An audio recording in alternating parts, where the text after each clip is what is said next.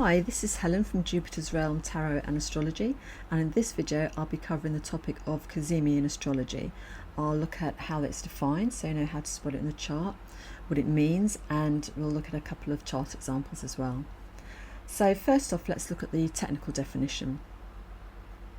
Now, a planet is defined as being in Kazimi when it's in conjunction with the Sun, and it's also called being in the heart of the Sun. But we need to understand this in the context of the planet's phasal relationship with the Sun. Now, as the planet gets to around 15 degrees from the Sun, it will start to disappear from view in the sky. And this range is also called being under the beams. So that's within 15 degrees either side, so before or after the Sun. Now, within that, there is a tighter range called combustion, which is like an intensification of being under the beams, and that begins when a planet is roughly 8 degrees from the Sun. Both of these conditions are seen as weakening or even debilitating the planet because they are no longer visible. 15 degrees and 8 degrees are averages. In reality, a planet might be visible, say, at 12 degrees, depending on atmospheric conditions, the brightness of the planet, and the time of the year. But for interpretive astrological work, we generally use the average of 15 degrees and 8 degrees, respectively. And then we have the Cazimi, which occurs when a planet is in the same degree as the Sun. Now, there are some variations across astrological tradition regarding how tight this range is, and I'll get to that in the next few slides. Now, on this next slide here, I've got 3 diagrams just to show how this looks in a chart. And in these examples, we've got Mercury with the Sun and Mercury going direct.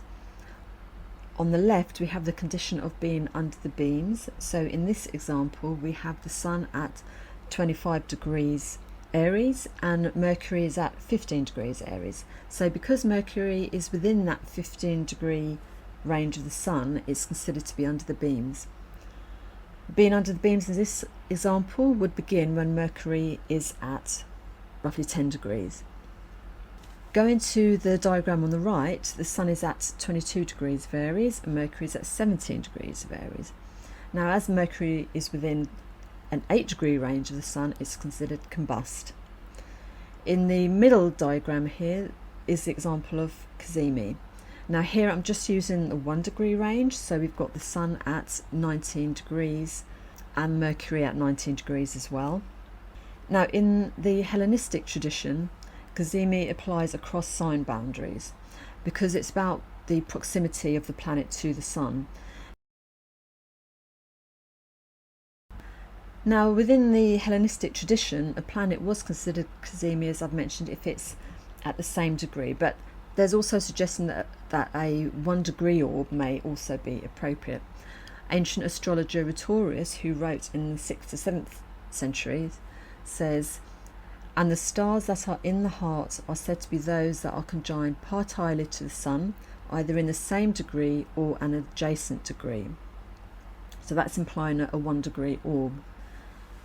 From the 9th century, which is already into the medieval period, we have a definition from astrologer Sal ibn Bishar, who says, "In the heart of the Sun, that is when they are with him in 1 degree." So that implies Kazimi occurs when a planet is in the same degree as the Sun. It doesn't suggest a 1 degree orb in that definition. But many Hellenistic astrologers nowadays will use the same degree definition, and for our purposes here, that's what I'll be using. Now, later on in the medieval tradition, the range for Kazimi was tightened down to 16 minutes rather than a degree. So in the middle example, you can see we've got the Sun at 12 degrees 11 minutes and Jupiter is at 12 degrees 5 minutes. So Jupiter is in the same degree as the Sun, but it's within 16 minutes. Now, there's another definition whereby the planet has to not only be in the same degree and within 16 minutes of the Sun, but it has to be within 16 minutes by latitude and longitude. And with all the other definitions that I've mentioned so far, the Hellenistic and the medieval one here, we're only really considering the conjunction by longitude.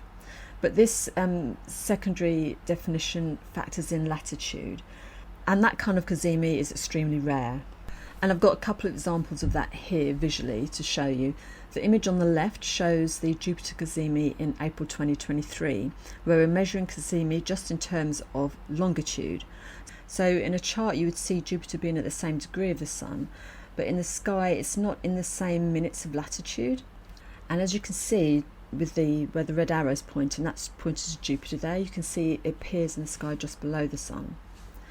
On the right is the Venus Cazimi of 2012, where the Kazimi falls within the 16-minute range by longitude and latitude, and as you can see here, Venus appears to move across the face of the Sun.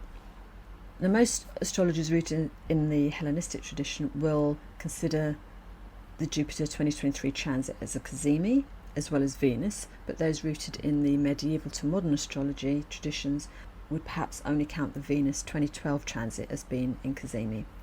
So that's a little bit about how you define Kazimi in the chart, depending on which tradition you follow. If anyone's interested, these images were captured using the online software theskylive.com, and I'll leave a link in the description below if you want to check that out. So let's have a look at what Kazimi means in terms of interpretation. It was generally considered a more fortunate place than being in combustion or under the beams, and it was likened to sitting on the king's throne and associations with the solar qualities of the Sun. Now, Salih bin Bashir wrote that the 10th condition of strength for a planet is that the planets are in the heart of the Sun. And he also writes, at that time the fortunes increase good fortune and the infortunes decrease evil. Abu Mashar in the 9th century says they are in the heart indicative of good fortune. And he also writes, some people say that when a star is in the heart of the Sun it becomes stronger. Nevertheless, I say that in that moment the star is similar to a man who purifies himself and who therefore does not have strength in the purification, but he regains his health afterwards. In the 12th century, Abraham ibn Ezra writes, a planet joined to the Sun is like a man sharing a chair with a king. And then in the 17th century, William Lilly wrote, when a planet is within 16 minutes of the Sun, he is said to be in Kazimi, or the heart of the Sun, and then it's an additional fortune and he is wondrous strong. Additionally, he says, all authors do hold a planet in Kazimi to be fortified thereby. So there's a long tradition of Kazimi being likened to respite from combustion, and that there's some level of strength and importance to this placement. Abu Mashar's interpretation of purification is interesting, as fire has long been associated with purification, cleansing and distilling and transforming something negative into something positive. The planet has moved from a state of being weakened through combustion, which some ancient authors likened to someone being on their sickbed, to Kazimi. So it's like a healing moment, although the planet is still under the rays of the Sun, so it hasn't got its own light yet, which I interpret as meaning it hasn't got that full autonomy and power back yet, but it is able to affect its signification through union with the Sun. Regarding the analogy of being with the king, if you kind of think about that symbolically, what that can mean, you know, the seat of the king, going back to rulers in ancient times, they would have power, influence and leadership, and if you've got connections with someone like that, then you will benefit in some way. You may be able to partake of that power and influence to some degree. It may elevate you, bring you protection, privilege or opportunity. So we get these kinds of qualities and meanings coming through for a planet that's Kazimi. Another interpretation is that the Sun has access to the qualities of the planet as it's in union with it, and so it takes those on as part of itself and its own expression.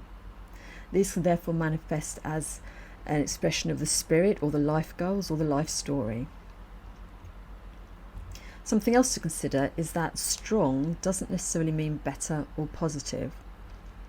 A planet can be strong in the chart whilst representing challenging themes, and the dignity of the planet is still a factor in the expression of the planet being in Kazimi. Of course, being Kazimi will also affect the houses that the Kazimi planet rules. And the sun's placement in the chart can also be a factor, for example, the sign that it's in and the condition of the ruler of that sign. So let's just take a look at a couple of examples. There are multiple factors to consider always in a chart, and we're not going to do full chart delineation because I just want to try and keep it as simple as possible to illustrate the concept of Kazimi. The first chart is that of Ian Millar, who is a Canadian equestrian athlete, coach and trainer with a deep love of horses. Mars is in Capricorn in the 3rd house at 15 degrees 4 minutes and the Sun at 15 degrees 5 minutes, so in a very tight conjunction, meeting both Hellenistic and medieval definitions of Kazimi.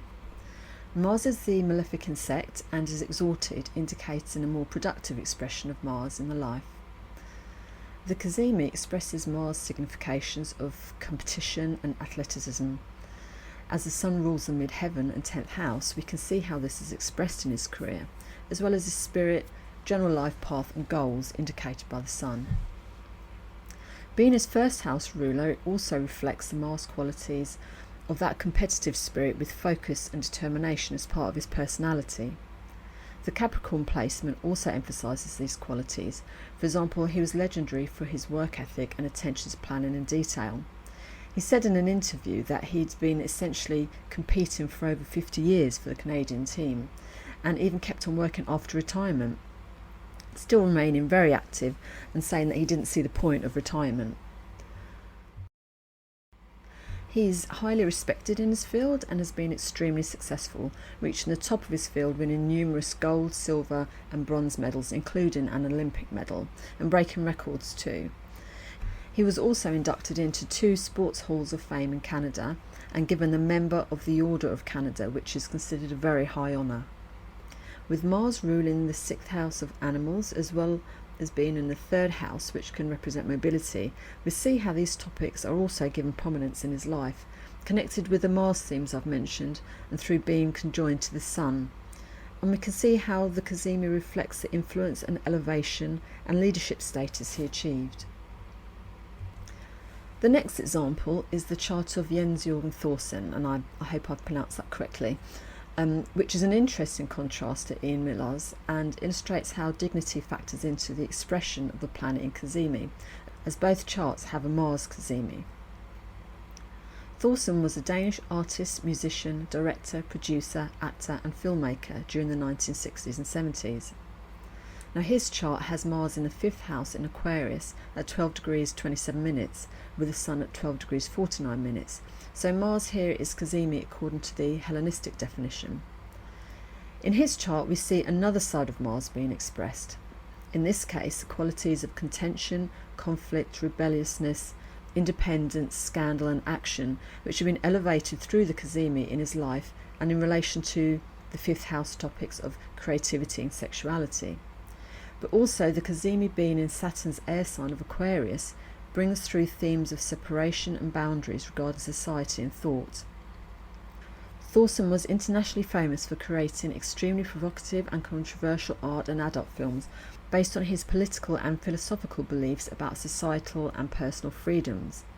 And this often caused furore around his films and debate about censorship, the treatment of women and sexuality. He also created public displays protesting government and social issues and was actively involved in activist artist collectives which were countercultural and focused on anti-government control in society. The Kazimi reflects the Mars qualities present in what he did in life and elevation in the form of notoriety, with challenges and setbacks which included financial ones, and we can see that Mars rules his 2nd house of finances. But some of his work did have success in some countries, whilst being banned in others, with opposition going as high up as from the Pope and the British Prime Minister in one well-publicised case. So his work was certainly influential in terms of the stir it caused and the debates it raised.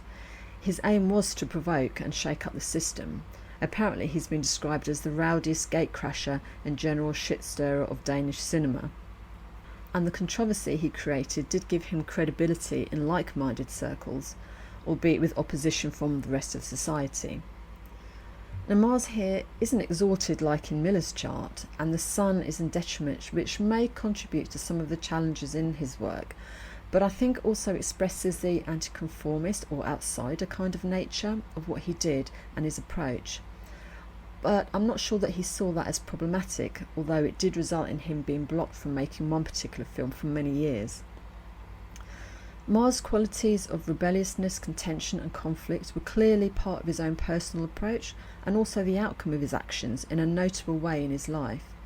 We can clearly see how the Kazimi indicates these being a strong part of his spirit and life path, and ultimately these are the things that he's been remembered for. So I hope that's helped illustrate how the significations of a planet in Kazimi is made prominent and influential in the life. If you have a planet in Kazimi, please do share your experiences in the comments below. I'd love to hear from you. Thanks very much for watching.